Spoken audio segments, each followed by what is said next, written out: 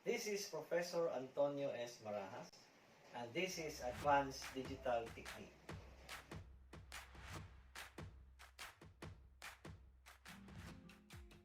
Okay, so the third type of gate is the AND gate. So AND gate is defined as a gate with two or more input signals again. Again, with only one output signal. Now, for the AND gate, all inputs must be high to get a high output. So that is for the AND gate. So, this one here represents the symbol for the AND gate. Let's say, for example, you have inputs A and B. The output is represented by Y, which is now equivalent to A times B. So the sign here, multiplication sign, is actually represented by AND gate. So this is again for a two-input AND gate, no? Symbol for two-input AND gate. Okay? So for the table, so you have the truth table.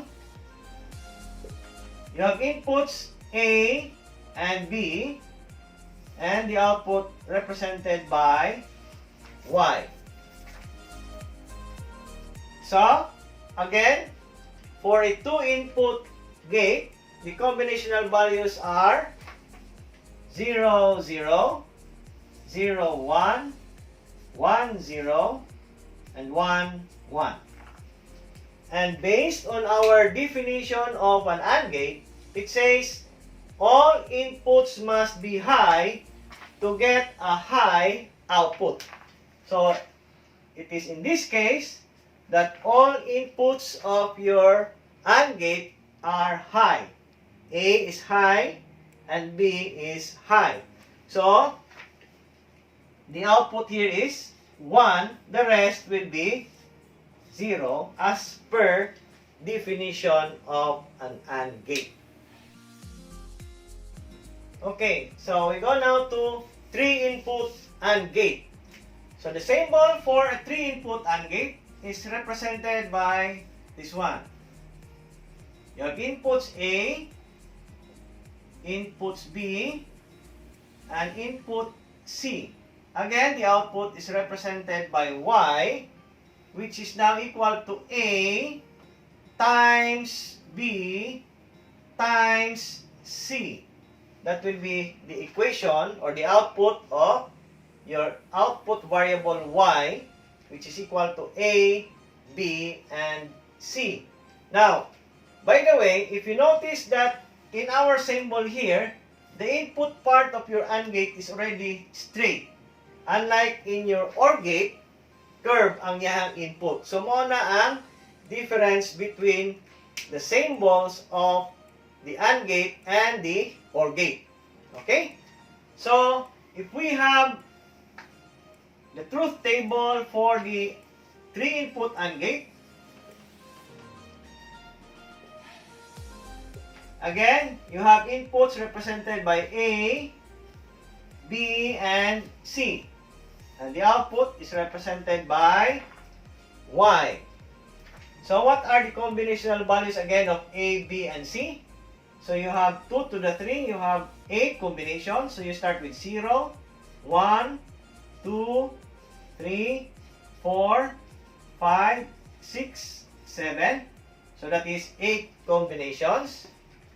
So in binary form, since this is 1, 2, 4 in our conversion method, so 0 here is represented by 0, 0, 0, and then 1 again. So you have here 1, so you make this 1, then 0, 0. Then for 2, this is 2 here, so you make this 1, the rest is 0. For 3, you have 2 plus 1 is 3, so you make this 1, 1, then this one here is 0. For 4, This is 4 here, so this one here is 1. The rest is 0. For 5, 4 plus 1 is 5. So you make this 1, 0, and then this one here is 1. And then for 6, you have 1, 1, 0. That is 4 plus 2. And then for 7, 4 plus 2 plus 1. So you have 7. So you have 1, 1, 1. That is our combinational values of inputs A, B, and C. How about the output? As per definition, according to our definition of an AND gate, all inputs must be high to get a high output. So, asa malapit diri ang puros high ang output, ang input I mean. So, this one here, number combination 7, which is 1, 1, 1. All inputs must be high to get a high output. So, the rest will be 0. Okay? So, that's how we obtain the truth table of a 3-input AND gate.